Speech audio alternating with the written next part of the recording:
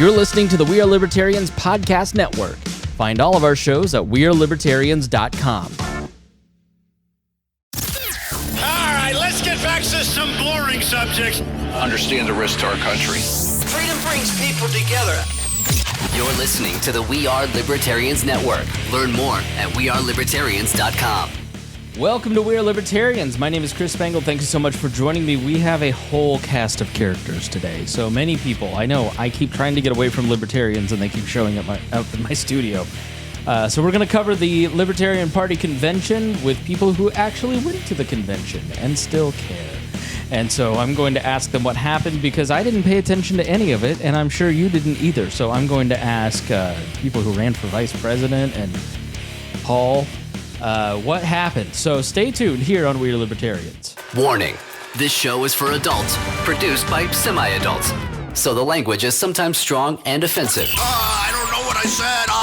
Welcome to We Are Libertarians, where our goal is to help you sound smarter while talking to your friends. We examine current events from a libertarian perspective while treating modern politics with all of the irreverence it deserves. There has been lie after lie. We toss out the screaming heads, put people before political parties, and give context to the news to make you think.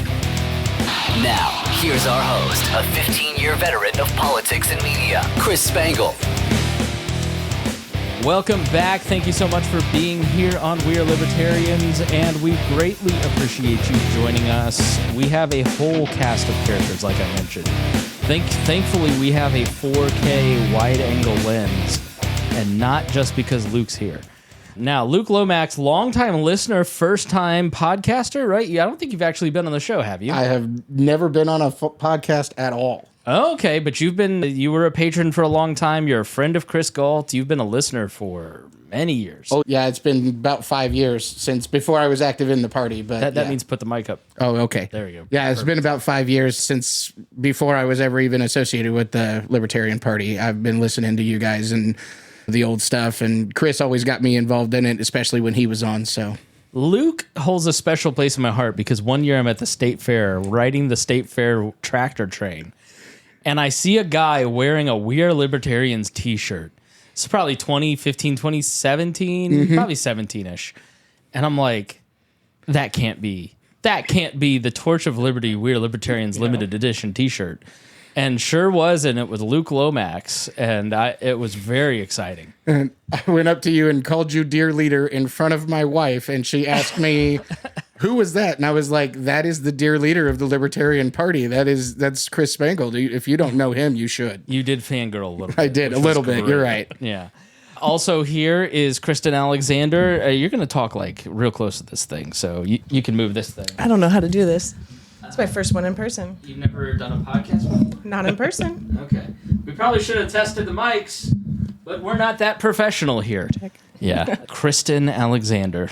Chris Spangle, what can I do for you? When did you get involved in... You came way after my time in the LP. I got involved in 2018 when Danny Lundy ran in Mooresville. Okay. Not too long ago, but I got Liberty Curious in 2016 with Gary Johnson. Okay. I've been active hardcore since 18. And you somehow ended up running for vice president? I withdrew before I ran, but I was asked to join Chase's campaign so that we could spread our message to the younger generation. We thought that a gay man and a pretty woman might, especially under 40, might bring in some of those apathetic millennial and Gen Z voters, people who are ready for change. Yes, there's a reason she's the barrier. For the diversity. We put her over here on the good camera just so people know there are women libertarians. You're like the third one on the podcast, so it's exciting. And then also here, I know you're tired of hearing that, Producer Paul, how are you today? I'm doing great, Chris. Someone requested that you be on this podcast. Have they been like red flagged? That's a sign of mental health crisis. I think, here, hand the mic to him. It was Adam Newmeyer, I think. Oh, yeah. Oh, poor Adam. He doesn't know any better. We're still going to be working on that caucus, Adam. Don't worry. And then also here for the second episode in a row, Reinhold.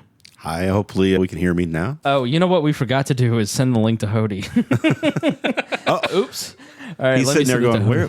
I thought they were doing this tonight. I'll explain that to Hody. No, he thought it was yesterday. Yeah, he was ready yesterday. Sure, he was chomping at the bit. He's so eager. He was ready to go. No, but I didn't go to the convention this year. I was supposed to. I was going to be a delegate, but the personal issues, I was not able to get out there. So I get the perspective of watching it all on YouTube and all the fun stuff that happened on there that they might not know about. Yeah, I didn't watch any of it. I did end up going and watching the Trump speech just because so many of you in the chat were like, you've got to see this. And it did end up being pretty awesome. I'm very open. My enthusiasm for anything political these days is waning. Anything Libertarian Party. I love you guys. I love hanging out with you. I come to stuff to see my friends, but I hope you win everything. I'm just not going to do anything about it, Paul. And that's a shame, Chris. Your leadership is sorely missed. I know it is. He's only interested when there's a real drama, and I think that it's starting to pique up his interest again with all the drama that's It's happening. not at all. Enough. But I did this because Adam asked nicely. And if we didn't give Reinhold a chance to come on in one episode to talk about Trump getting arrested and then the death of the Mises Caucus in the next episode, I had to have Reinhold here. Are you dehydrated? I've been taking care to make sure that I have replacing bodily fluids as necessary. Okay, good. Electrolytes. I'm sure you were beside yourself with joy. So I don't even know where do we start with the convention. So we're going to recap the convention, talk a little bit about, we're not going to go too in the weeds. You have to remember, because I don't know anything, this audience probably doesn't know much either. We're not talking to people who were at the convention. We're talking to people who are libertarian curious, who are interested in the convention and kind of the behind the scenes of it, but they don't know as much as you guys. So Luke, you're going to have to, in vivid detail, you can't just mention Bruce Majors and expect everybody to know that, right? You got to explain to the people. So if you were to tell the story of the 2024 convention, and any one of you can start, what would the first thing that you'd bring up from this convention that you'd talk about? Luke, go ahead. Hand the mic to Luke. I'll say this was my first convention. Okay. I've been to 3 state party conventions, but this was my first national convention as a delegate. I was invited to Reno, but I couldn't make it out.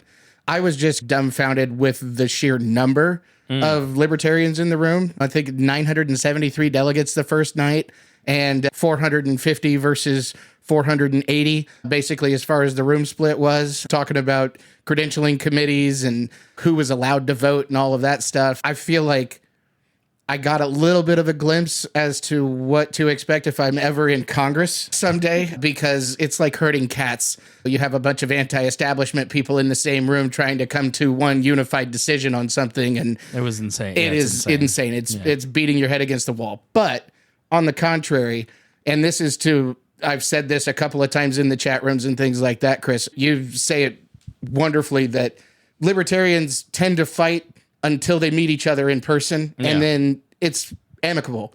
And that was my experience. Going outside for nicotine breaks during the breaks in the convention and stuff like that, I met so many people from so many different states, and it was fantastic. I honestly can't wait to be a delegate again in 2 years, even despite the 15-hour days on Sunday. It was a real experience that I've never had before, and I'm thirsty for it again, to be honest with you. Like, it was a blast. Even despite all of the turmoil and all of the trouble and all of the crap that we had to put up with, it was a blast. Tom asks, where's Harry? Declined to participate. I don't know if he's doing yoga or what. He had something going on tonight, and he just couldn't make it work. And this is not like... I've already tricked him into 2 Libertarian Party events this year. I'm not going to trick him into a 3rd. How many conventions, Paul and Kristen, have you all been to? This was my first one. First one. Pop And my cherry. okay. How about you, Paul? This will be my 4th, Oh, okay. including the equally disastrous 2020 split convention. Okay. Hody Johns joins us. Hody, you don't know this, but we forgot to send you the link. Through the magic of editing, no one knows anything happened. All right, I don't even know where we were. So you were saying 2020 was embarrassing. Joe Bishop Hinchman just told us during the break that it was not embarrassing. What are you talking about? I didn't say it was embarrassing. I said it was a little bit disastrous. And as somebody who sat in the crowd while we dithered an entire day of business away and then several hours the next day deciding whether or not the online portion of the convention was binding I remember and true. that part, yeah. By the end of it, I wanted to bust out my best Bob Knight impression and throw a chair at... I believe my anger was directed at Ken Molman at the moment because he was the one bringing the motions. Ken. Poor Ken. Ken's a nice boy. Here's the thing. So You did their let's way. go reset. All right, I'm going to regain control here. All right, so Luke Lomax, it was your first convention, and you felt the best part was seeing everybody in person and that many people. And the thing that I hear most from the conventions, you tell me if I'm wrong, Kristen, is, wow, I don't feel alone. Yeah. Yeah, absolutely. Good. It absolutely was. There were some unifying moments. There were obviously some areas and some times where we were diametrically opposed foes, but for the most part, when it got down to brass tacks, we sat all the delegates from Michigan. We sat all the delegates from Washington. And when Aaron Starr got to the microphone and tried to create more shenanigans, yeah, I'm joining that caucus. I've never joined a caucus, but I'll join that one. That caucus started in like 2012. That Aaron Starr caucus. That's an old caucus. Don't let Aaron Starr near the microphone caucus. Yeah. Yeah. They changed the bylaws during convention to where we only needed 2/3 majorities instead of 7/8 majorities. But when it would get down to it and we would do standing votes, we were unified on a lot of things. There's always going to be people who are crazy. We're libertarians. You can't get away from that. Mm-hmm. But I think the majority of people are actually invested in getting the work done. What I was telling Brian Nichols today is you have to understand it's not just libertarians. It's literally every party. It's just the Republicans and Democrats have more money and more people, so you don't notice it as much. But if you're involved in local politics at the Republican or Democratic level, you see all the crazy people you're talking about. I always feel like libertarians put themselves down a little too much on that because I've seen the other two parties and they're crazier. Let's start with Trump. Okay, because I think that's the top line thing. That's the thing that got most. If you were going to really talk to anybody, they'd say, didn't Trump speak at your convention? We set the table a little bit on the Mises Caucus stuff, who and what they are in the previous episode about the Libertarian Party. You can go back and check that out. And by the way, if you're in chat, please leave a comment. We will take your question. Hody, you're just going to have to start talking. It's hard when everybody's in the room and you're not. But we talked a little bit with Hody and Reinhold about why Trump was coming to speak and the Mises Caucus. So I don't feel like we need to rehash a lot of that. What I want to know from you all is what it was like leading up to that. What was the conversation before Trump spoke? So when you get there, is that the thing that everybody was talking about, or was it other stuff? There were certainly a few points during business where delegates got up to the mic to try to move to rescind the invitation and close that event before it could happen. And Angela shut each and every one of those down with Angela McArdle, chair of the National Party, basically said, they gave me full power and I'm going to use it. You can't stop me. Very Palpatine. All of it's already set up, and we're not going to visit that issue, which I'm sorry. As a delegate, you're quashing his rights to even be heard. We certainly dithered a lot more time on more frivolous things during the 3 days we were doing business. Yeah. Luke, what was the talk like? Aside from the guy that tried to rescind the invitation and then got escorted out rather politely, that was it was everybody was just excited about the attention that we were bringing. And that's what most of the people, whether they agreed with Trump or whether they thought Trump was a good candidate or a good president or not, everybody was excited that he was there because there were things like Secret Service setting up metal detectors, and the buzz was all around the room about how they shut down the escalators to that floor so that you couldn't go up and down the escalators because Trump was coming in through the same entrance. Positive or negative? A mix of both, but I would say the majority of it was unfortunately positive. I really felt the energy around it all was much more negative, but that's mostly because I... Settle it. I think it was divided. I think people were upset that it was Trump, but they were happy that we got the platform. And when we all walked into that room and the delegates were sat in the front of the room finally, because we had to push non-delegates back to the back of the room. And there's a thing about that really irritated me, but we all came together. We booed him. We said, well, let's talk about that because it looked like Trump's campaign tried to stack the room. I don't know if it was Trump's campaign, if these were tickets that were sold by, the LP on the side, and these were people that paid. But I do know that they were all given badges like ours, exactly like ours. It said, so-and-so has been deemed ungovernable. It looked exactly like a delegate badge. They just didn't have delegate buttons. They had the same Trump tickets as us. It was really hard to distinguish who was who, other than there were about 20 people behind us cheering and trying to push us out of the way so they could see their Lord and Savior, Donald Trump. And there was about 80 people in the front of the room. I was sitting next to Chase Oliver and Mike Termont during the shenanigans. I was there when Mike and Angie stood up in protest and walked away after I believe it was about freeing Ross Ulbricht, because we know that he's never going to do that. And he stand up there and said that he's going to. So Angie and Mike stood up in solidarity and walked out on camera. And then even more chaos ensued, where a MAGA hat tried to come up and get into the delegate seating. Star Child, who is a very infamous libertarian, apparently, he's at all of the conventions. You will not miss him. Mm-hmm. He's a good human. I had a really lovely conversation with him. But he and the MAGA hat got into a scuffle over a chair. And that's when Chase and I decided, we're done. We're getting out of this situation. And we went and hung out in Lars Mapstead's room. Was the did you go to the speech? I was not allowed in. I was denied entry. Why? I had my vape in my pocket, and they thought it was a bomb. Okay. Did you go, Paul? Spangle, I can't afford to be arrested in D.C. I chose the route of knowing myself and not getting arrested by the Secret You care Service. too much. Let me just say that. You care too much. You care more than he does. I stood on a chair and I booed loudly. Yeah, so Donald Trump comes and speaks, and he gives a speech that I think was perfectly tailored to the Libertarian Convention. If you were to read the text of that speech, it was all the reasons he would be a libertarian option for president. I felt his campaign did a good job in writing that speech. It didn't persuade me at all because I was alive and paid attention. But it was really interesting to watch, because this was the first speech I've ever seen Donald Trump give, and I will give credit to Angela, even though she didn't mean it for this to go that way.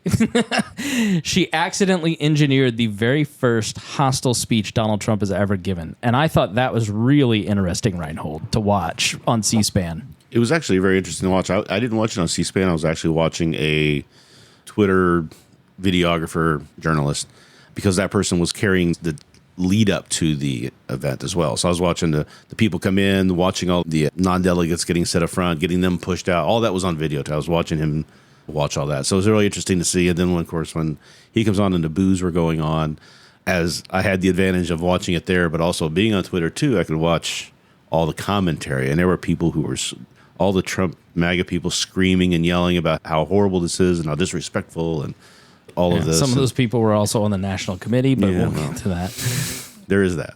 But then also, the thing I noticed is as soon as that speech was over, most of the media packed up and walked out. And I watched, because this person covered the rest of it, I watched then The presser. Mike Termont and Chase Oliver get up and Rectenwald. They gave up, and they gave passionate, just anti-Trump speech. Totally unaware that even happened. It was so great. And I'm I've got totally unaware that happened. Why would we want to promote our candidates, Spangle? Right. It's our convention. why would we It's want here that to on cede TV? to the Republicans. I really feel like our episode Hody last time, where we talked about possible Republican infiltration, Trump infiltration of the party, it really felt naked watching that convention from afar. Yeah, absolutely. Props to the delegates for making it not work out, because flat out, they got Scott Horton up there telling libertarians to shut up, be polite, don't yap during the speech. They got Dave Smith then right before it to say, shut up, be respectful, I think is the words he used. Please be nice. Please be nice to the candidate we got to come speak, because I ruined everything by not running. Please be nice to this guy who's a war criminal that I call a war criminal. Please, no bully. Right. These are the same people. These are the same happy holidays people. Hey, I don't have to respect nobody.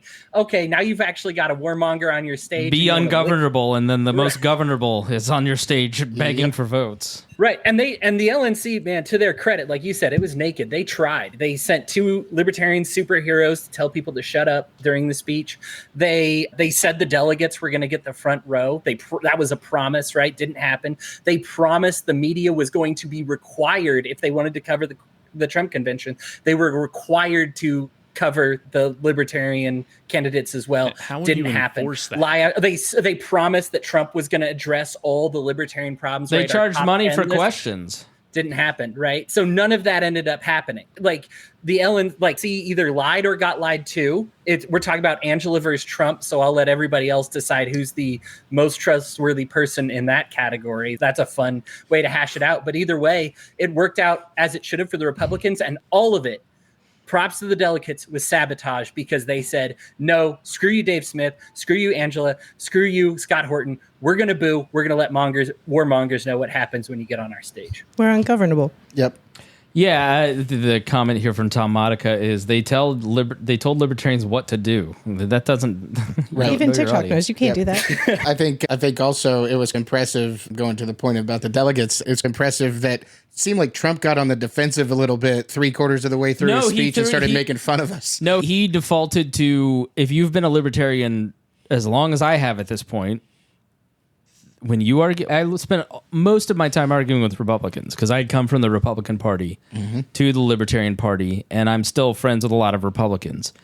When you make them mad with a point they can't refute, they default to, well, enjoy getting 3%. Right. Which is what he did, which is how I knew that they actually got to him, the audience did, because he did that 2 or 3 times. What I want to say about that, though, is that's a lot different than I remember from 10 years ago. Because before we had Gary Johnson running, it was not 3%. It was enjoy getting less than 1%.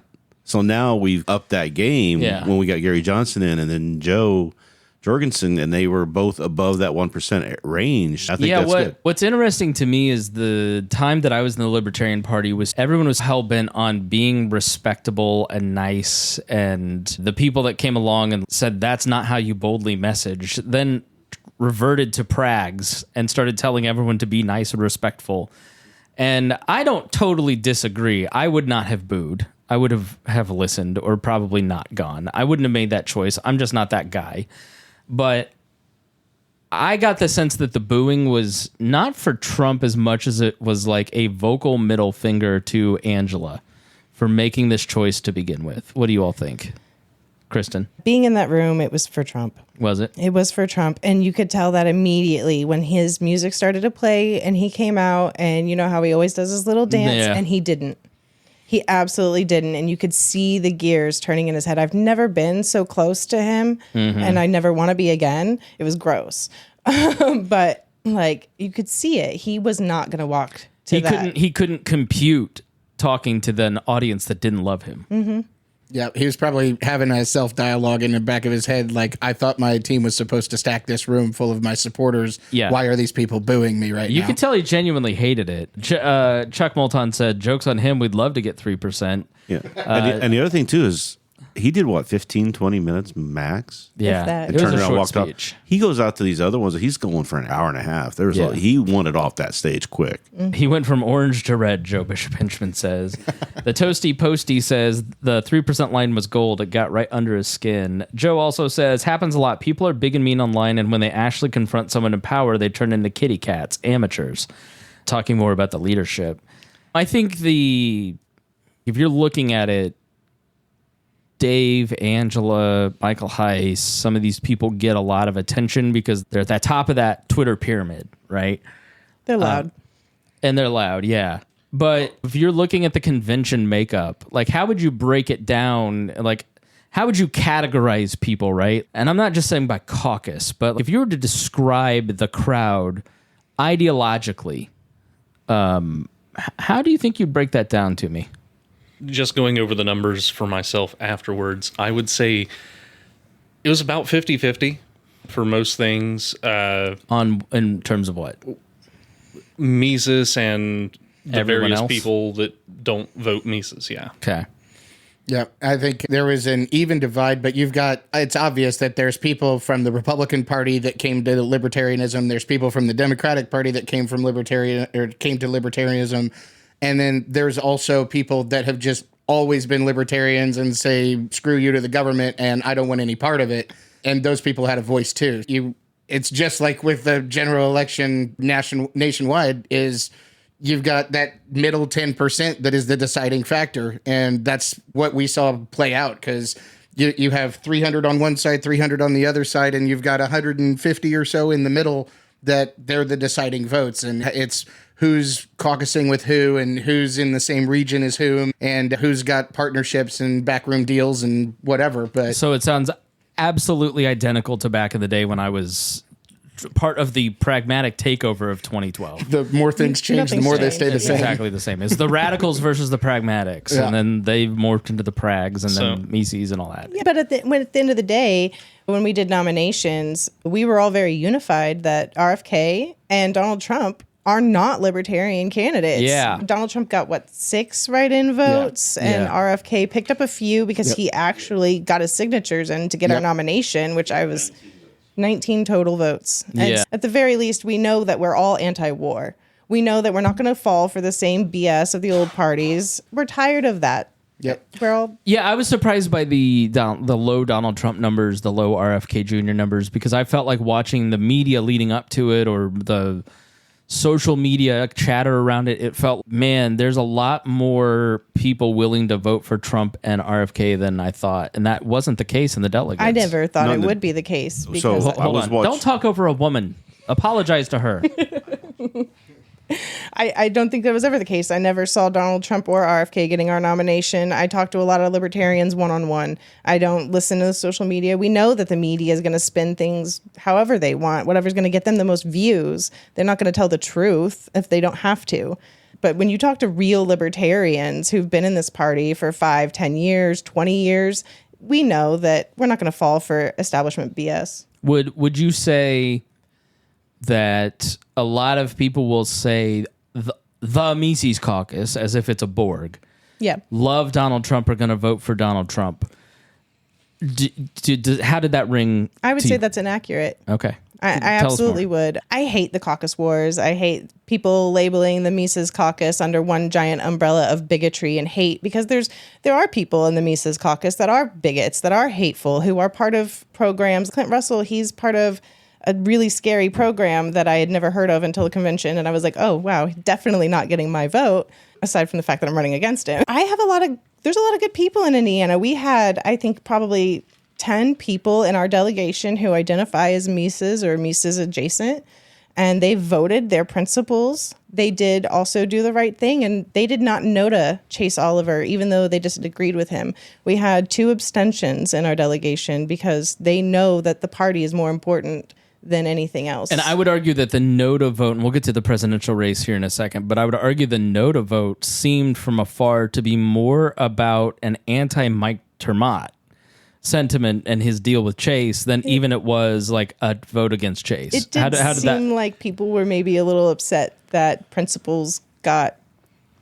It's the game of politics, though. It's a convention, and Yeah. people who've never been to a convention were surprised that convention activities happen. But you shook your head that no, it was more about no, never Chase. I'm voting for no ballot access in 30 places, 30 states. And I think Reinhold can speak to this a bit more, but there was a plan by the Mises organizers to NOTA, immediately amend the bylaws so that they could take another bite at the apple and try to elevate Clint Russell from vice chair candidate to presidential candidate. Vice presidential.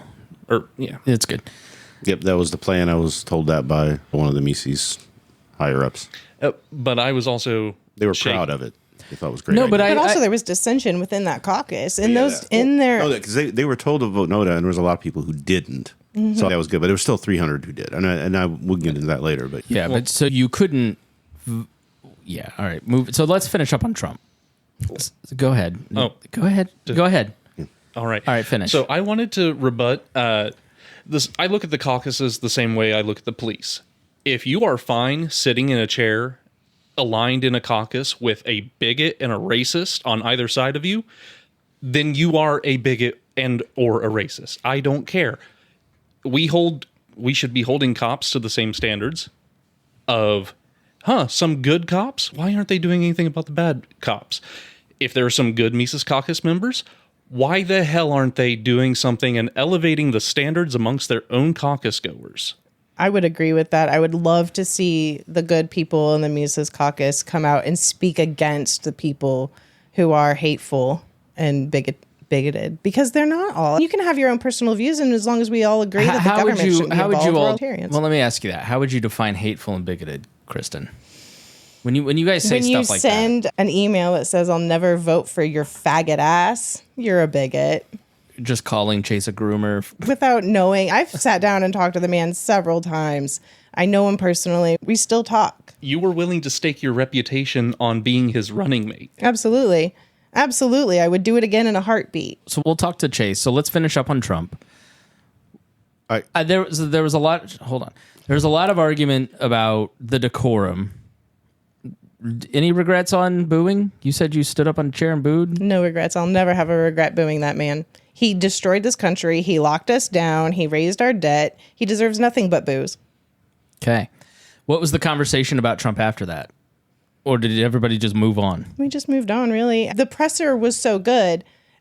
After Trump, Rechtenwald, Termott, and Oliver all were able to get up and give a rebuttal. Originally, the LNC had said that the top winner of the straw poll would give a 5-minute rebuttal. They decided at the last minute, because Chase won the straw poll, I've heard, that they chose the top 3 candidates, Termott, Rechtenwald, and Oliver. Rechtenwald may have ingested a mushroom gummy before he stood on stage. Some candidates were more able to stand than others. And Rechtenwald left the stage. Explain this to me. What happened? Because he's admitted it, so it's not allegedly. No. He said he apologized for it, but Michael Rechtenwald there were 2 Mises caucus candidates. There was Joshua Smith and Michael Rechtenwald, and they split the vote, which is why I always thought Chase would probably carry the day, or Lars, someone who was self-financing to a great degree, self-funding with a lot of money. Usually he's been working hard for 2 years on it and going to a lot of places, and in conventions, it's what on Twitter now about the conversation around the candidate. It never, it's the same with Joe. It never reflects what happens at a convention. So I just discount the opinions of people who don't know how a convention works. Joe won the nomination because Joe was everybody's second choice. Mm-hmm. And that's how it works at a convention. And the more delegates you get to show up to a convention, the better you're going to do. Mises caucus there was some momentum slowing for them moving into this convention. And obviously, I don't fault Dave Smith for not running at all. It's a thankless position. No one should run for president of the LP ticket. You will never get a thank you. You will never get anything but grief and scorn, and it is not worth losing a dime of your income, a shred of relationships with your wife, children, or anyone else in your life because it's so thankless. So I will never fault him for putting his family first at all. But when he admits this now, when he decided to not run, it left a vacuum. And Angela, I had not heard this before until yesterday's live stream of Angela. Amash decided not to run this year because Dave Smith had declared that he was going to and had told Amash that he would. Imagine if Justin Amash was the nominee today. You wouldn't have had unity, but when you take somebody like me and Brian Nichols, who are like, I think we've all sorted into 2 strains of libertarian. Anti-state libertarians, more orthodox in the vein that I am, and then maybe people who are more anti-left libertarian. And they are anti-state, but they prioritize the culture wars and being anti-left more than they might the state. And eventually, you have to watch yourself before you end up becoming a pro-state because it hurts the left. Brian Nichols and I were talking yesterday, and it's, for Amash, it'd be a no-brainer for us. If it's Michael Rechtenwald, I'm going to go, no, he's a joke. Well, I'll hold my nose. It's Chase. Oh, okay. I'm not going to vote for it. Dave declared too early and didn't have his ducks in a row, which is just a huge sign of inexperience, which is exactly what I said to you on your show. Go and listen to the episode. You didn't humiliate me. I had a lot of valid points, and you made all the errors I warned you against. But pride goeth before the fall. I would also say that the same thing could have been said for Spike, because from what I understand, Spike also decided not to run for president this year because Dave had said he was going to, and Spike was going to support that. Spike also sat it out, and Spike would have also been a unity candidate. Absolutely. Imagine if it was a Mosh Spike this year. Oh my goodness. How many more percentage? I mean, it'd be 5-10% maybe. Yep. You need 5%. Joe 5% Bishop 's the Henchman, goal. a longtime person, the mean, nasty candidate, has never won the presidential nomination, but someone tries that strategy every 4 years, and Joe's exactly right. Yeah. Because like Joe, like me, there are a lot of candidates who are delegates who go to the convention. I don't think Joe went this year, but I didn't. But people who have gone for a long time, they're always yearning for Harry Brown to return. Yep. From the grave. It's Jacob Hornberger, basically. Jacob was the mean, nasty candidate 4 years ago. Well, and he was tried it again this year. too. Yeah, he's a dick. And that never works out. And I don't think Rechtenwald was nasty at all, but he just never could get it together, right? And Joshua Smith has too much personal bad blood, I think, within his own caucus. Yep. Jacob Hornberger was a nothing burger. And so that kind of Lars, Mike Termott, I don't know that they were all that inspiring. And then you've got Chase going to all these conventions, whipping delegates. Eventually that math leads you to go, maybe he's everybody's second choice. Mm-hmm. And so he's going to come in fairly strong, and he did. How many ballots were there until Chase got nominated? 7. I can't remember, Reinhold. Hody, maybe you know. It was 5 for Joe, I believe. 5, okay. I think it was 2 for Gary with Austin Peterson. Yeah, they said that they weren't going to give him the first ballot. That's the only reason Gary took second, I think. Yeah, it was literally like, yeah, you're a Republican, we've got to make you earn it a little. And there's a little drama why it took 7 instead of 6, because it should have been 6 ballots, but there was I think Chase missed it by 4 votes, because in the middle of the voting, that's when the announcement came that Mike Termott would join with Chase. Yeah, so take this, and Hody, you weigh in too, because I bet you know a lot of this story. One of the controversies is Mike Termott was this guy who was running for president, and he gets eliminated. And this happens a lot. In most of the conventions I went to, there was a unity candidate. The only one where there wasn't a unity situation where it was with Gary Johnson and Bill Weld. And Gary Johnson told the delegates, I will not run if Bill Weld's not my nominee. And everybody wanted Austin Peterson to slot in and be the vice presidential candidate, and he said, I absolutely refuse the nomination if that's the case. That's normally not the case. Normally, it's a Spike slots it. I think Spike actually ran for VP maybe, but as part of a ticket. But that in and of itself was like a unity thing. All right, we'll have Joe, but then we'll give your team the vice presidency, so this group of delegates will be happy, so you'll vote for our candidate to get them over the top to 50% plus one vote. So Mike Termott drops out and cuts a deal with Chase, and then somehow Michael Heiss is mad. So, what explain the situation to me, Reinhold. Well, there's 2 stories going, because we've got the original story that was passed around by the Mises Caucus. But then there's somebody else who has written a story that says that's not exactly what happened, and here's what happened. So I don't know which one is exactly what happened. But basically, once this deal came through, Michael Heiss had talked to Mike Termott about possibly coming over and being VP as well. And Michael says he made the deal. I don't think he did. I don't think Mike Termott did, because there's a little too much stuff going on there, and there's a lot of stuff I've heard that I don't know if I can get into, but to keep this short. But when is that going to start? Keeping it short? Yeah. Anytime now. I'm running out of fluids here pretty soon. So when the announcement was made, and the way Mike made the announcement was saying that I tried working with this caucus 5 years ago, 4 years ago, 3 years ago, this weekend. I've never been able to get working with them, so I am going to throw my hat behind Chase. And the story I heard was that there was talk about trying to do like a unity thing that people would, whoever won, the other person would support them, and it would be a thing. And Michael Heiss refused, whereas Chase said he would. So that's the other thing that happened. But Michael felt like he had made the deal with Mike Termott, and then this happened in front of him. So he ran to the mic to say, hey, no, we've offered it to him, because he was afraid it was going to change the voting, which, because it came in the middle of voting, then there was a call for people to say, can we get our ballots back? Because we would change our vote to Chase. We were going to vote for abstaining or NOTA or whatever. And the decision was made and voted on. The chair decided no, that they couldn't, which is probably the right call anyway. So he ended up losing by 4 votes, getting over 50%. Because he didn't get over 50% and missed it by 4 votes, they eliminated Rechtenwald and had to go through Chase versus NOTA one time. Hody, anything to add to that? No, not really. Termont, I just want to say I am shocked by this because he is very Mises. This is a guy who went on Vosh and stood up for the Mises caucus, and was like, when Vosh was like, these guys are bigots, right? And he was like, I've never heard this before. It was actually embarrassing, but even like Dan Smots, who is very Mises, was like, ugh, shouldn't have showed up to that interview. But he'll defend him at all costs. I remember I sat in on a radical caucus thing, and when pro-trans stuff came up, he was like, nope, get it out of here. He was the leading voice against that. My guess is, and I'm just theorizing here, Kristen's going to have a much better perspective on this one than me, but my guess is that he just got to know Chase / got to know Heist during the campaign and frankly trust one over the other. The three who were generally campaigning together when you saw the happy pictures, and here we are, were Lars, Chase, and Termont.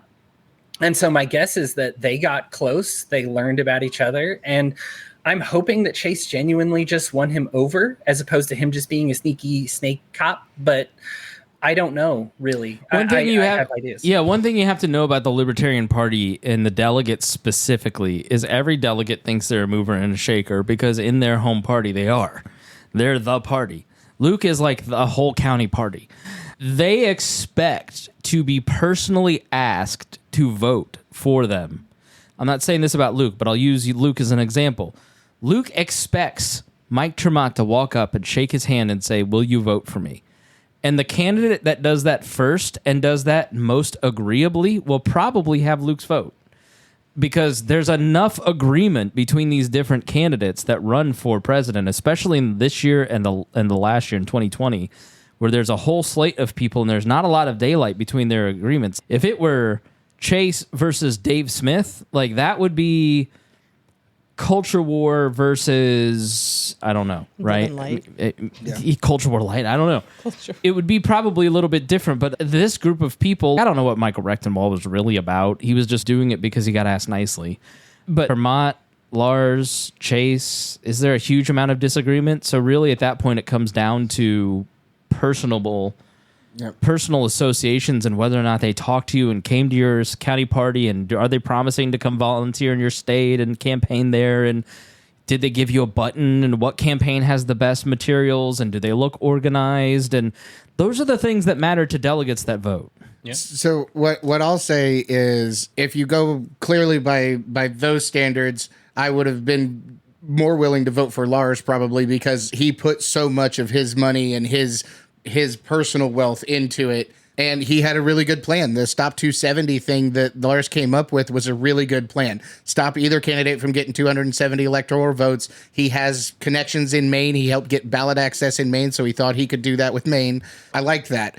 But the thing that really turned me off, and the way that I voted as a libertarian, the most libertarian person in the room, by the way that I voted, and the reason I voted the way I did is because Chase was the only one that said he would still support whoever else won or whoever else was the nominee, regardless of what their positions were. And he had the receipts to back it up because he was at the convention in Reno in 2022 when Mises took over.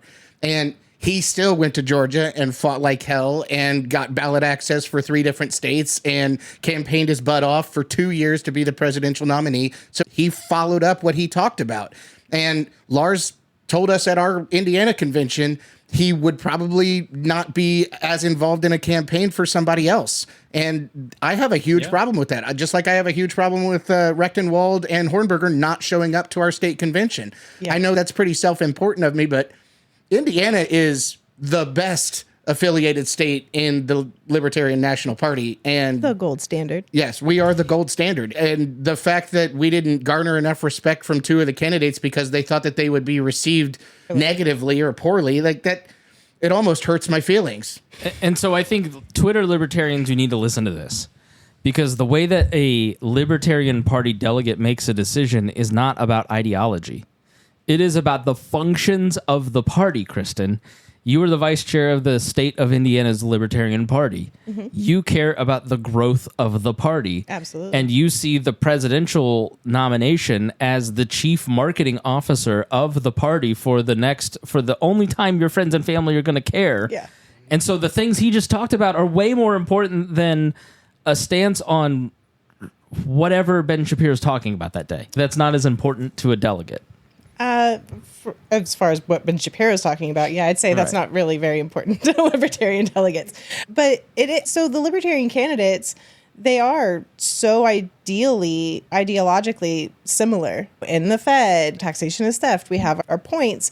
What sold me on Chase was I went to Ohio for the regional conference in 2023, and Chase and Mike Tremont were both there. And Chase said, I will storm the debate stage. If they try to keep me out, I will get arrested for our right to be represented.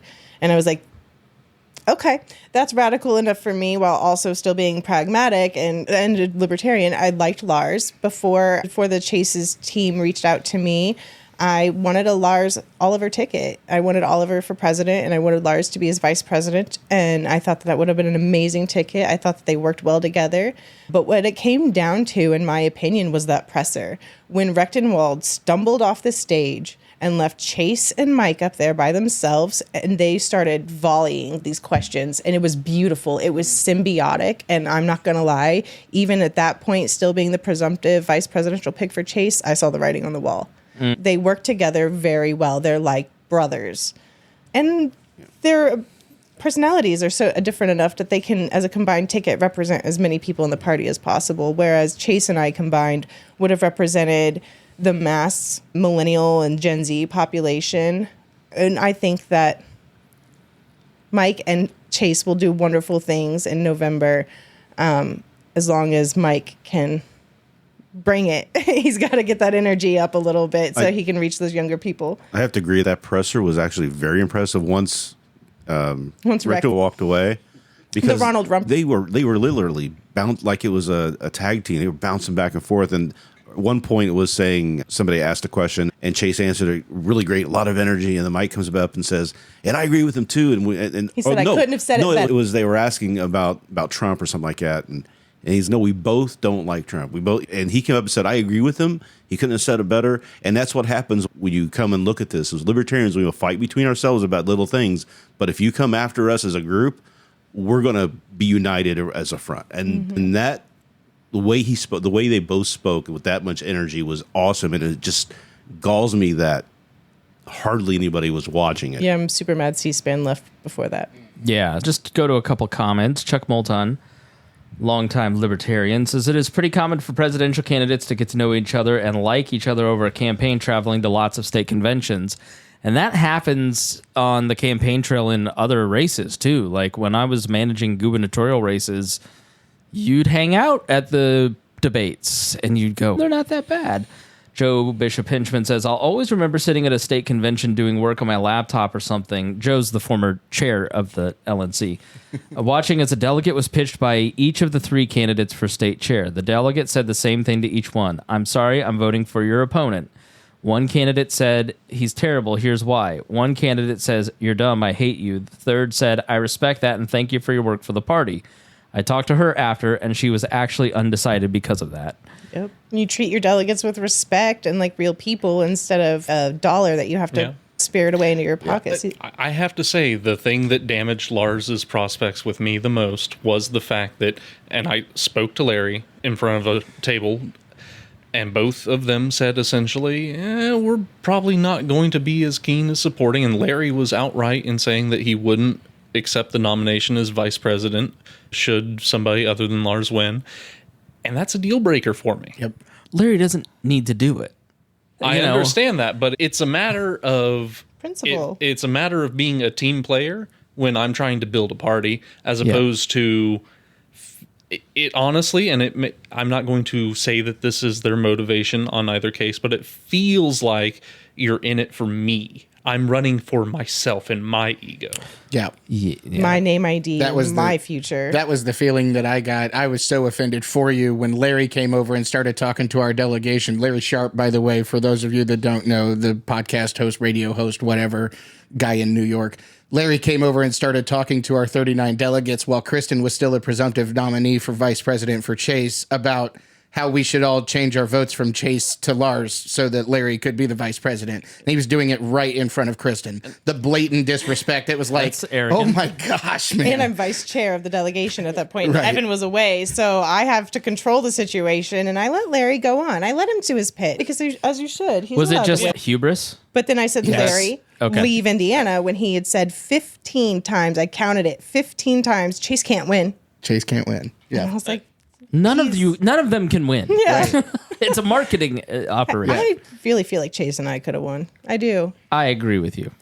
But yeah, no, it's off-putting. It's not good for the party. Oh God, I love pudding. Is it dinner? I'm not off-putting yet. Lee Jared Evans says Dave Smith for president. He also says very cool that Chase Oliver is against the genocide in the Middle East.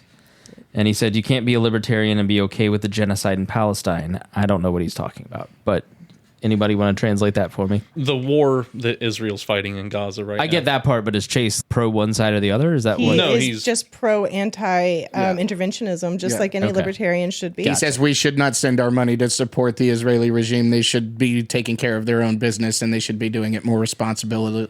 More responsibly. Austin Peterson asked me to come on his show. Thanks, Reinhold. And I said, look, I'll come on and talk about the future of the LP, but I don't know anything about Chase other than the interview I did with him in 2023. So you should just have him on. Let's talk about Lee says Chase is anti-war.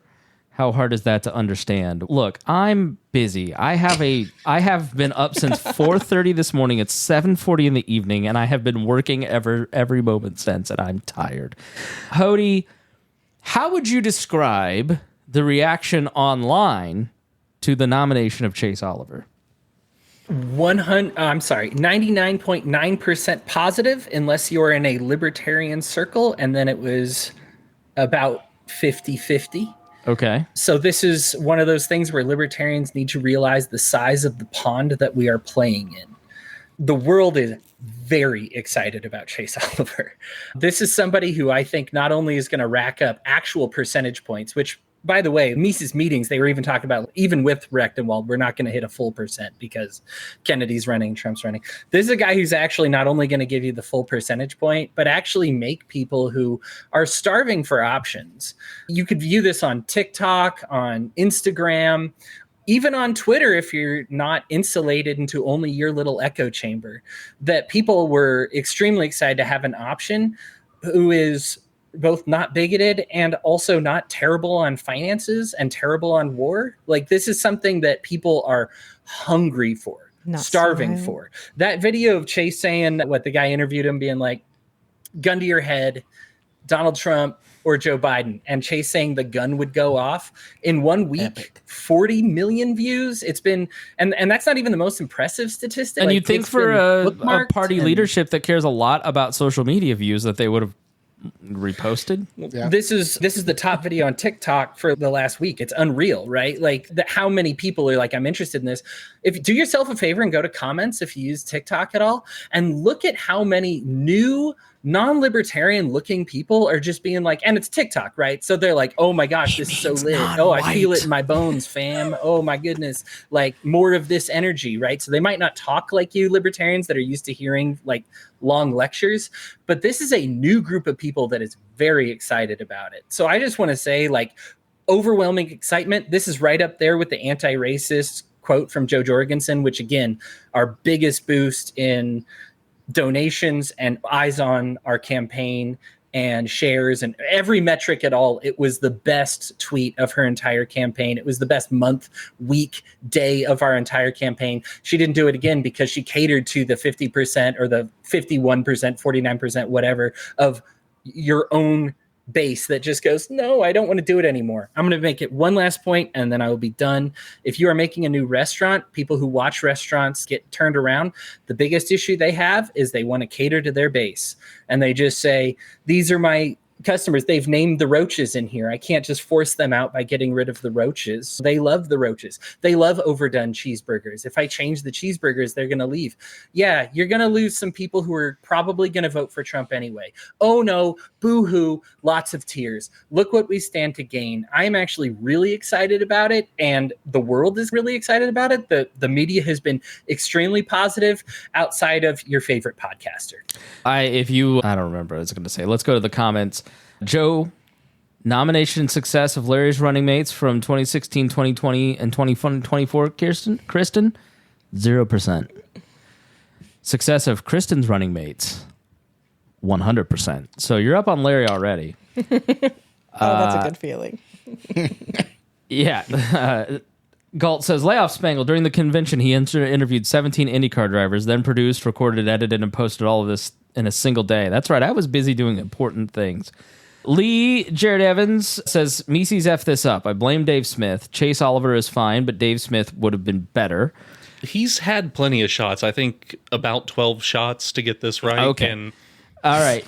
Let's calm down. I would say that, yeah, the funny thing is Dave is obviously a gifted communicator and would have he does a good job on Joe Rogan and in these other places communicating it. You told me, Luke, there are a lot of people at this convention that are there because of him.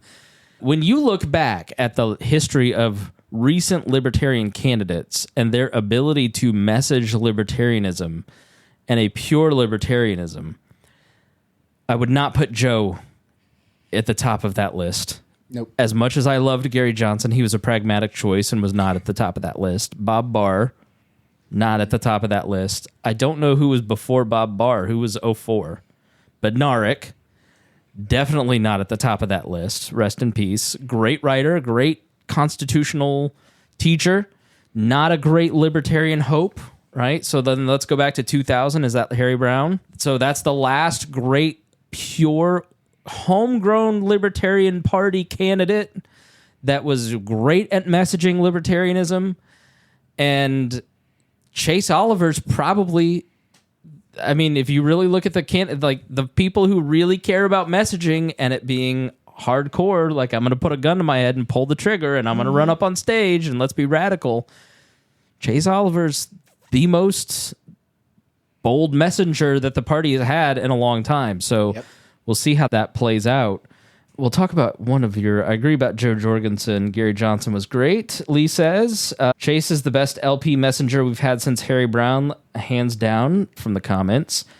Libertarian JRT also says, I have faith Chase will energize non-libertarians to vote LP. Once you do it for the first time, it's really easy to pull that lever again. Yep.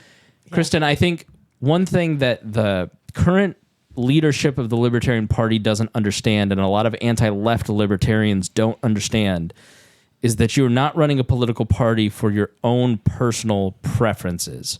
You are running to bring in the broadest coalition of voters that you possibly can. You run this party so that people have a safe space, so that people feel represented. I'm triggered. What do you mean a safe space? The biggest tent possible. The biggest tent possible. I was a Democrat before I was a Libertarian, and I left the Democratic Party because they became really pro-war and several other things, and I'm so happy to have a home. Because taxation without representation is the highest form of theft. And if I'm not represented by the Republicans and the Democrats, where do I go? My job is to grow this party, period. I've never done anything for personal gain. I make so much money doing this. I just got a raise, triple my salary. Nice. Yeah, it's still zero. Because that's the point. You shouldn't be out here doing it for your own good, your own money. You're out here building something for the community. Millennials don't vote. We're apathetic. Gen Z is, this shit's crazy. Pardon my French. I don't want to vote. People don't want to talk about politics because they don't feel it's so divisive. I think that the Libertarian Party is here to unite all the people in America under the agreement that we don't want to have a boot on our neck. Or a head. Yeah. All right, so I'm going to pick on Lee because I think he's indicative of a lot of what I see. And Hody, I'm going to ask you to field this, okay? And then you guys can weigh in. Paul, you can't because you're not productive or helpful in this area. You're not interested in persuading people. You're interested in being angry at them. Only sometimes. I'm right, aren't I, Reinhold? Even Reinhold's disappointed in you, and no one looks down on right-wing libertarians more than this man. Jaded. What'd you Get it not twisted. What'd you say? I said populist, not libertarian. Populist. Let's not Okay. get it twisted. So Lee says we don't really need a woke presidential candidate that's okay with giving children hormone blockers. Total insanity. And Hody, the argument that I see the most. So I think if you're an anti-left libertarian, you're going to look at a lot of his. You're looking at a lot of extracted quotes, right? I said to a friend who was like, "I'm not voting for him because of these points," and I said, "Okay, in that hour interview, where are the points of agreement that you had with Chase?" Because when I interviewed him back in 2023 at the beginning of his campaign, he didn't talk about, maybe he knew that I'm more of a right-leaning Christian conservative libertarian, so he didn't lead with things that he knew would turn me off, but I never got the sense that like puberty blockers was at the center of Chase Oliver's campaign. No. Is that his big push on the stage? Like I said, I've not followed his campaign, but as I'm watching my Twitter feed of libertarians, it is Chase is only going to talk about LGBT issues. Oh, no. Chase actually never hardly even brings up LGBT issues. They bring it up to him, and he's forced to respond to that. He's working on pivoting back, but Chase is an evangelical. Chase goes to church every Sunday. Chase is very pro-life. He is not this drag queen, flamboyant person that you would think. I mean, he is. He can be. Everybody's faceted.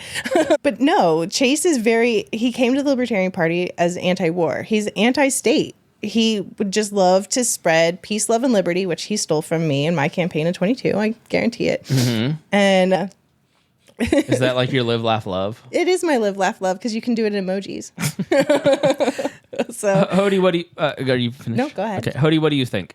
Yeah, tough love time. If you're a single issue voter, politics is rough, right? Like you have your candidate set for you. And if this is your big issue, you have a guy who did nothing about it while he was in office, but he's at least sharing your values vocally. And so you've got your guy, probably. Nobody else is on your side.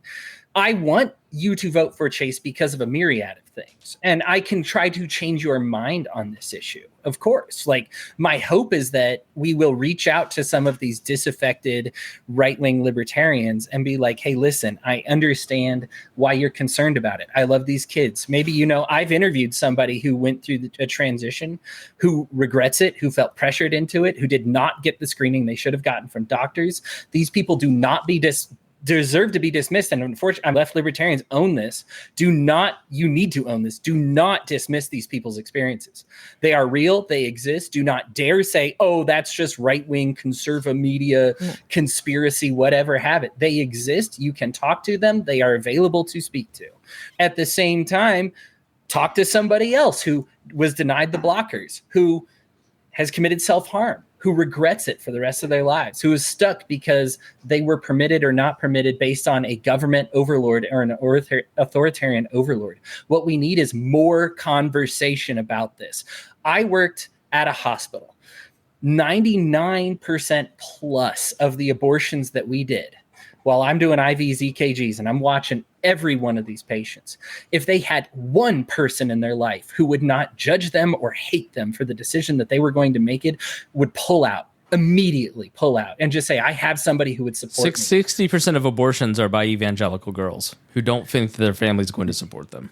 And so they are scared of the judgment. They're scared of your wrath. And when this is a self-fulfilling prophecy for the pro-life Christians, is that you drive these people underground to hospitals, to places where they're scared of you, as opposed to being like, I'm pregnant, I'm worried, instead of having you be an open voice, be like, hey, we're going to get through this. I love life. I consider myself pro-life as well, as so does Chase, like on a personal level. I consider it a tragedy when these things happen. Not only did I deal with the women going through this in these clinics, but I dealt with them in our psych ward as well. The regret, the stinging difficulty that they had when they made these decisions in shame, in darkness, because there wasn't a willingness to have that conversation in the light. Chase is against getting government involved with it. If that is a libertarian to you? To me, if you're running for president, then why have a position on it? And if your position probably should be, I mean, It's a state and local issue. Lee brings up tattoos. Should someone under 18 be able to get a tattoo? That's up to a local municipality to decide, or a state government in the constitutional system. It's not up to the president. I would never ask Chase about that. I do think the vast majority of the country agrees with Lee here. I don't think you should be able to transition unless you're under 18. But I also would retort over 18. Thank you. This is an issue on Twitter. This is not an issue to people who are not able to pay rent right now because of inflation. It is not an issue to people. So that's where I look at it and go, the people who are pro-Trump libertarians are just beating him up, trying to drive down his stock because they want to demoralize you and not supporting him. So let me push back just a little bit, though, Chris. Okay. Because this is somebody's whole life we're talking about. It may be few, but as a party that wants individualism and rejects collectivism, we say your life matters. Your life matters. And so if we say, yeah, we're banning something, but what, it's 2% of the people, 1%, whatever, some insignificant percent, that's somebody's loved one. That's somebody who I care about. That's somebody's friend or family member. Welcome to majoritarianism. Right. Let me throw in but something. you're running for president. Let me throw in something I think we'll all agree on. Intersex children should be allowed to take this. Nobody disagrees with this, right? Their body suddenly tries to transition in a different way than what they identify as. This is intersex people have been very put upon by the government because they just look at which of their genitals is bigger from birth and lop off the one that's smaller, right? Not the way it should work at all. We are slowly changing this. This was policy. This kind of still is policy in some states, right? So these people, intersex, more likely to be intersex than you are to be redheaded. So please consider this is not a small insignificant group. Now, why do I bring up intersex people? Because anti-trans legislation will prevent intersex people in all of these states from receiving that care that they need.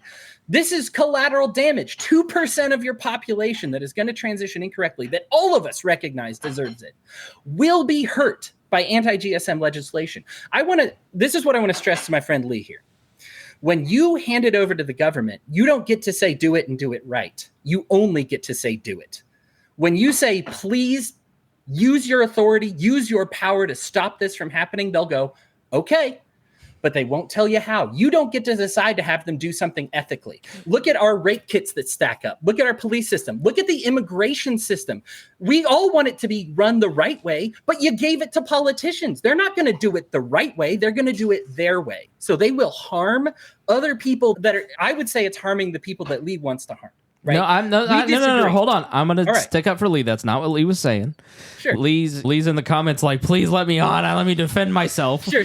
All right. So we don't know what Lee thinks, and we're not picking on Lee. All right. So he says he's militantly pro-choice. You just have to. He's saying you have to have a position on this stuff. It's a national issue, despite the legalities. Your regular everyday voter doesn't care about state versus local.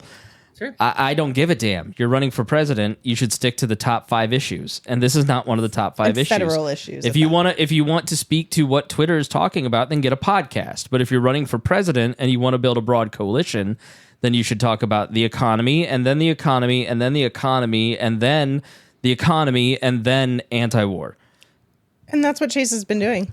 That's strategy. Yeah. And what Chase has always done is he's always said, I am against government being involved, government having the say in this. Like, where do we think it's a good idea for government to come in and tell a child and her parents and their doctor what they should do? If they're making up a decision, and they're usually making up a decision because person is distraught. I don't want to get into this because I don't agree with you, but this is a gotcha issue by statists on the right, not a serious critique of Chase. It is rage clickbait.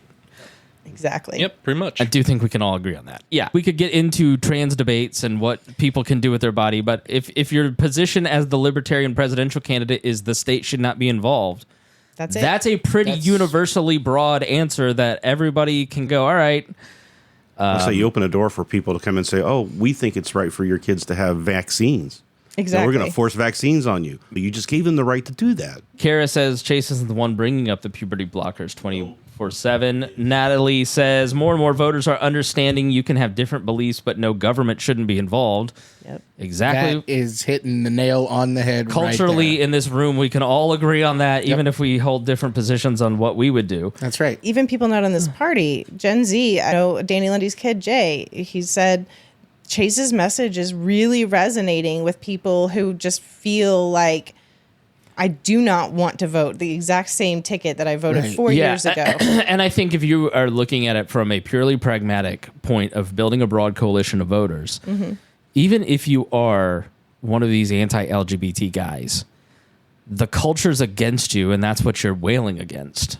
Why wouldn't you want to open the door to as many of those people with a candidate that may not agree with you on these issues, but does speak to the culture? Yeah. And introduces them to anti-war stances and end the Fed and other issues that you care about. Why wouldn't you find common ground and work towards, okay, we're going to set aside some of these issues and we can have those debates, but okay, let's talk to people like Gen Z You know why? youth. Why? Because we're libertarians. No. Because we're contrarians. These, we fight. a lot of fight, these guys are, there's a very real pipeline. I've watched it because guys that I came into the party with back in the Ron Paul Revolution, Ron Paul Republican to Libertarian Party to Anti-Libertarian Party to APA to Orthodox Christian Right. to all of a sudden I'm a Nazi now. There's like a weird pipeline that has gone on that has made people more conservative in a very anti-liberal way. And I don't think that it's just as easy as we're libertarians, we have disagreeable personalities. I think a lot of these guys have evolved to become more conservative and have been formed by people who are not necessarily healthy or liberal or thoughtful. And because people who are attracted to Ron Paul in the 2000s are, like me, are attracted to a little bit of extremism. Yeah. Right? I'm always going to be a little deviated from the norm in terms of A politics. little dusting of Killdozer. It's Killdozer Day, and we all celebrate in this room to varying degrees. There's always going to be that spark in every libertarian soul of outrageousness. And I think for a lot of these guys, because the culture in the last 20 years has flipped from going to a pride parade is countercultural to not going to the pride parade and saying it sucks is countercultural, right? I think that countercultural... The rebellion. The rebellion of it, what's the T word, the trans, that I can never think of it right off the top of my head. Transgressive? Transgressive is the word I'm looking for, where it's, I'm going to find the norm that you like and then fight against it, right? I think that really speaks to a lot of folks. Let's get a couple more comments here before we start to wrap up. We got to talk about the chair and the chair's race real quick. Lee says, I'm fine with the government regulations. I'm not a libertarian. We need some regulations. Respect all your viewpoints, though. Very well said by everyone. Keep it up. Joe says, top issues universally are economy, inflation, jobs. Ours also add immigration, corruption. These also add healthcare, climate, environment. This is a wedge issue invented in D.C. to prop up ours. Kara says, the Chase campaign and states haven't been able to keep up with all the people contacting because they are so excited about his run. It's younger people in real life, not bots on Twitter. Kara's a former staffer for the LP. She was the political director. Natalie says, Chase appeals to millennials, which is the largest part of the working class right now. Millennials want their gay friends to be able to protect their pot plants with guns. She also says, it's getting them to believe the vote matters more here than for an R and a D. And then Lee being a fool. I thought you were leaving, you silly boy. All right, my man, my best friend, my main man, Mark Rutherford, did not win the chair's race against Angela McArdle. She got reelected for 2 more years? Or 4? Okay, Mark Rutherford, important mentor in my life, important, honorable, wonderful man. You're going to hear all kinds of crazy things about how he's a puppet of someone, and I can tell you that's absolutely verifiably false. Same with Sam Goldstein. Sam was never a puppet of anyone. He's way too irascible and ornery. Could anybody ever get Sam to do what they want? Exactly. I was his employee for 3 years. Mark, there's just always these conspiracies. I think as Mark opposes some of what goes on the LNC, that's 3/4 Mises, chaired by Mises person.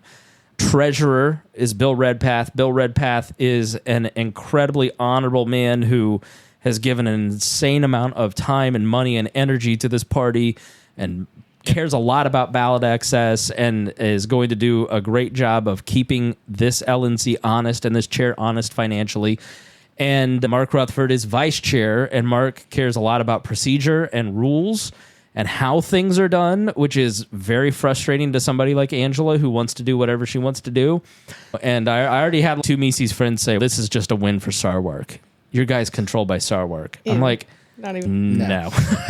Mark Rutherford does what Mark Rutherford wants. Right. He said that to me at lunch the other day, and I've seen Mark get mad probably twice in 5 years, and no, there's not a single person. Never mind. Mark is the one who uses people, okay? That's all I'm going to say. He gives us money. Call him the Godfather for a reason. If any of those people are listening, I cannot think of a person who Mark aligns with on most things that he would hate more than Nick Sarwark, who blocked him twice from the chairmanship. Yeah. You daft mother. Okay, this is why we don't invite Paul that often. I think, the swearing. No, you have to understand. 2012, we were leading a takeover of the party. I was writing campaign. I was writing the office plan. If you were in 2010 or 2012 and saw the office plan for the LNC, that was written by me when Wayne Allen Root was running for chair. Mark Rutherford, it was 2010 in St. Louis, and then that's the year that Wayne ran for that, and then 2012 in Vegas is when Mark ran for chair, and Mark was going to win, and for no good goddamn reason, Nick Sarwark nominated Noda, and Mark lost by 1 vote because I love Joe, but one of our delegates went to her room because she didn't think we were voting, and it cost that, and Nick cost him the chairmanship. So I don't. There's not a lot of love loss in Indiana. I hold a grudge more than most because of my Southern Indiana roots. I don't know if Mark does. I doubt he does. He's a very grown-up person. But we had dinner with Nick in November. They're fine. They disagree on things, and it's just healthy and fun. What man children don't understand is that you have to build coalitions and work with people even if you don't like them.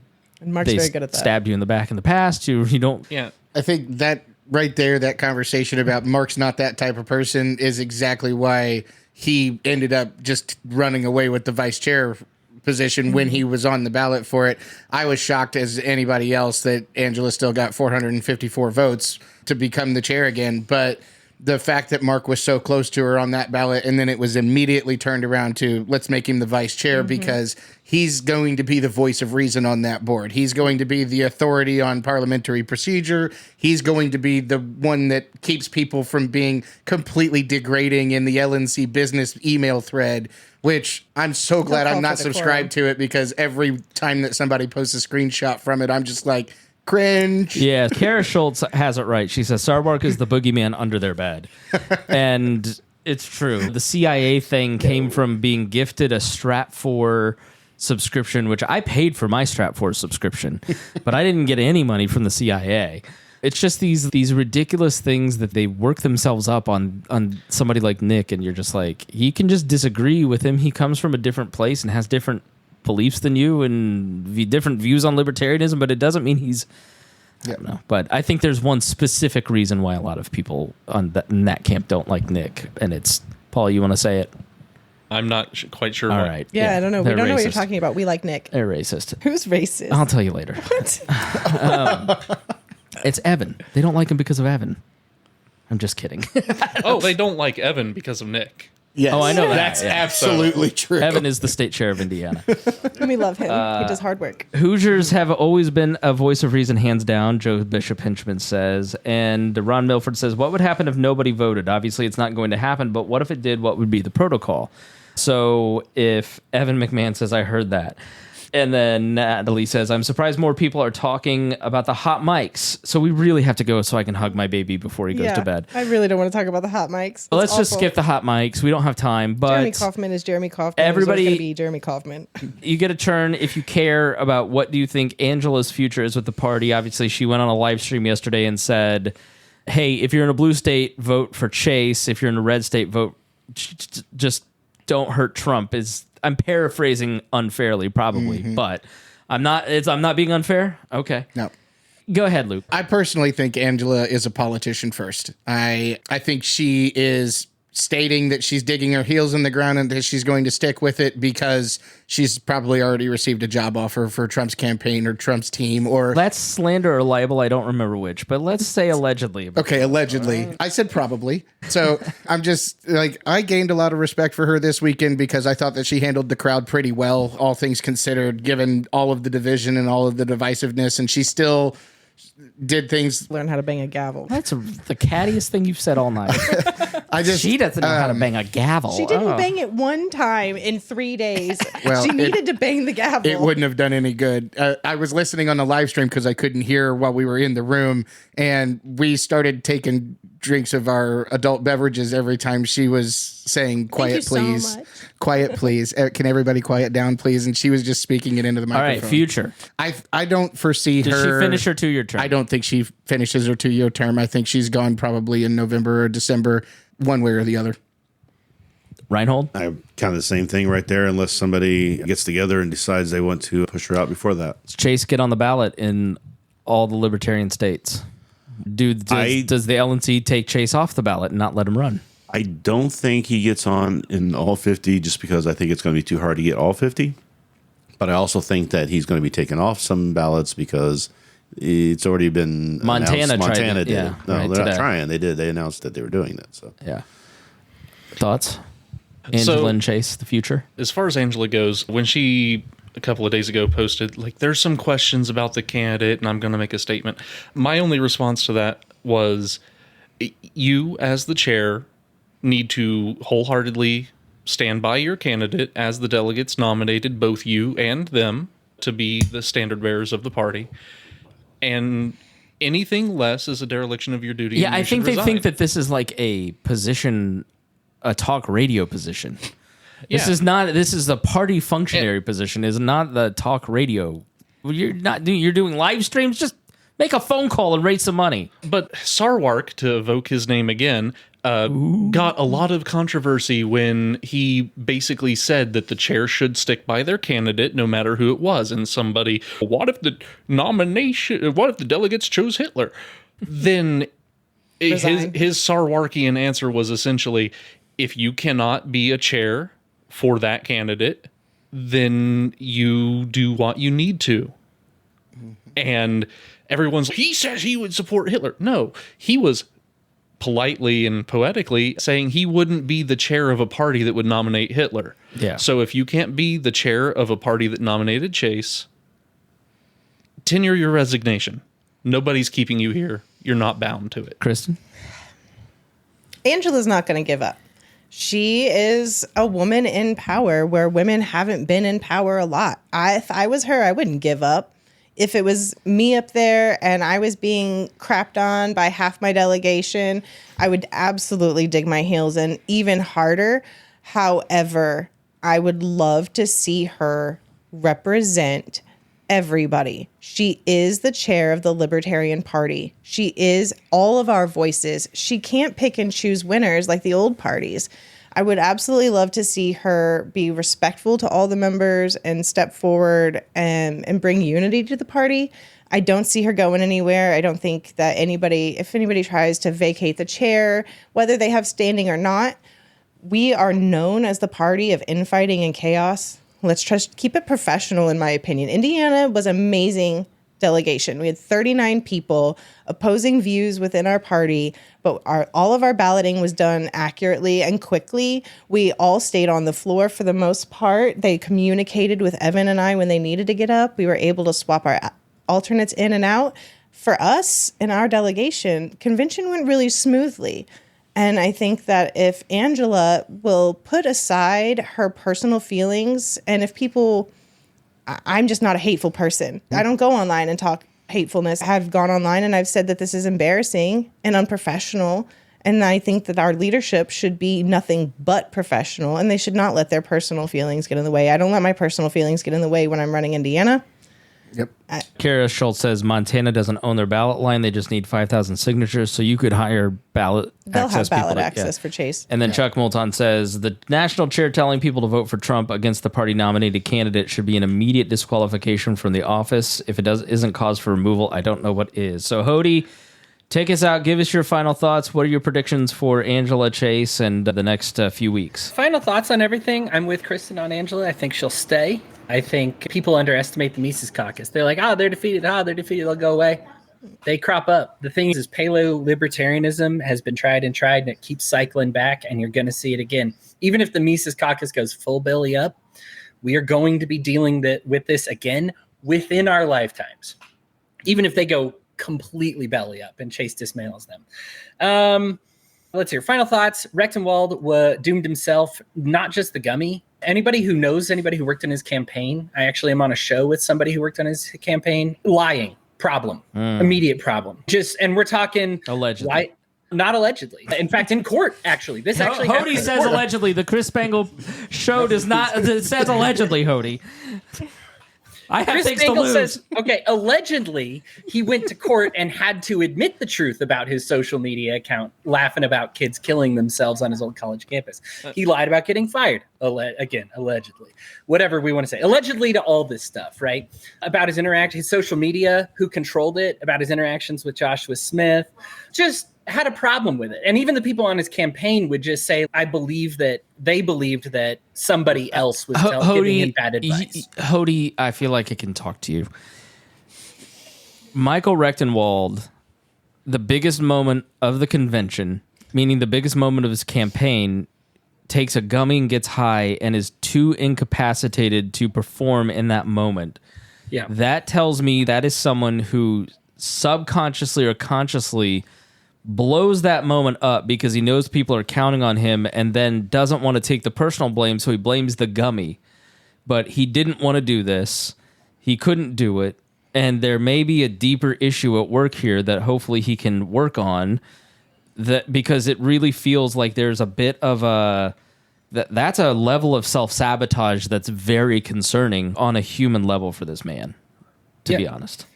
Yeah, there's a character issue here. And my hope is that Rechtenwald stays and becomes more libertarian. The lie, again, allegedly lied about the trans shooters 4 in a row or whatever. His whole campaign, look at that tweet from him. And his campaign is like, dude, delete this. This is a lie. This is a Daily Wire lie. You need to delete this. He didn't do it.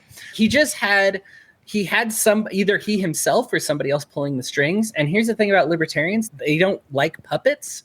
So even if you are a total evil person, if you are your own entity evil person, you will probably do better among libertarians. Let's say you're going in the future. I love Chase. I think you'll love his campaign. I'm really actually very excited about it. I believe he will outperform RFK. I will take the Mises Caucus up on that challenge. I believe he will do it. And then finally, and it was only addressed briefly, if we're not going to talk about the hot mic, that's fine. But I do want to say bigotry sucks. If you hear somebody talking about how race science and how Jeremy Kauffman inspired them and is ignoring study after study, and not state studies, I'm just saying studies, like, please correct that person. My issue with the Mises Caucus culture is that they stood aside when the worst of the worst did what they did. And then look what happened. This guy, the hot mic, his name was Avi Rachlin. What was said on the hot mic? Okay, so give me like a 1 minute summary of the hot mic. I'll do it real quick. I can probably do it faster. Hody gets to talk, so we can go home. He said Chase was a communist and only registered communist and only recently converted to libertarian values. He talked about how stereotypes are earned; they are not given. And this was going out over what? C-SPAN? This was going out over I think C-SPAN had packed up by that point, but it was live on YouTube and. So it was after Trump, before the rebuttal. This was right before, I think, Rechtenwald v. Chase v. Noda, maybe, or that time frame. Gotcha. Okay. Yeah, it gets up there while they're doing balloting and just goes off, talks about like how penis sizes are different, talks about how individualism they are. Kristen work. says they are, so Talks about that's true among men, that's true. Paul, you don't have to agree so hard. All right, go ahead, Hody. Individualism won't work in America, that we need collectivism until we have a single culture because multiculturalism won't work. Terrible, awful, debunked, terrible. Even if you believe all the bigoted stuff, just Chase being a communist until recently is very ironic when you're supporting Rechtenwald, who in 2020 was a literal Marxist, right? Called himself that. So just gets up, says a bunch of lies, says a bunch of bigoted stuff. And what happens is when people hear it, finally, they go, hey, can we cut the mics here? As opposed to, dude, you need to stop. Now, I understand it was very loud on the floor. However, enough people heard it and it was insulated that something should have been said. This is the problem when you have a culture. And this will be my very final thought. This will come back to bite you, Mises Caucus. You might have thought the Happy Holidays thing and all the stuff LPNH was doing was very funny. And that this guy, Avi Rachlin, who even off of this moment likes to use the N-word, is recorded doing it publicly, talked about how women can be assaulted if they are wearing the wrong clothes. No joke. This is all part of his persona. Okay. You do nothing about these people. It comes back to bite not just you, but libertarianism. Why didn't Defend the Guard pass in New Hampshire? Because the guy who had to sign it said, oh, who's associated with it? It's the Happy Holidays people. Not signing it. Listen, politicians should do the right thing regardless of who offends their feelings, but they're politicians. You as libertarians should know they are looking for an excuse to take your freedoms. You're the people who tell me this. You don't have Defend the Guard in New Hampshire because you are jackasses. And you did nothing to stop the jackassery when you saw it. You might have thought it was funny. You might say, I personally agree, disagree. Ultimately, it doesn't benefit liberty. When you let these people in, they will use an excuse to dismiss libertarianism. And libertarians, please clean up your culture. If you see cancer, kill cancer. Chase Oliver 2024. Thank you so much for having me on the show. To Hodie's point on that. To Hodie's point on that. You're free to do and say as you like. You are not free from the consequences of those words and actions. Nor are we free to associate with you. Absolutely. I will be waiting for the good Mises people to step up. I'll make myself comfortable. There have been, there are Mises people that have been in the audience that are not there anymore for these reasons. The thing that I think you need to understand is the Mises Caucus guys who are like, they're gone for these reasons. They quiet quit. And a lot of the former Mises people are some of my favorite people to follow on Twitter. Yep. I have no problem with them because they spoke with their actions. Hodie, pay attention to this one here. This little comment. But you guys, this is a cute show and all, but Joseph Heine says, "Ma racists."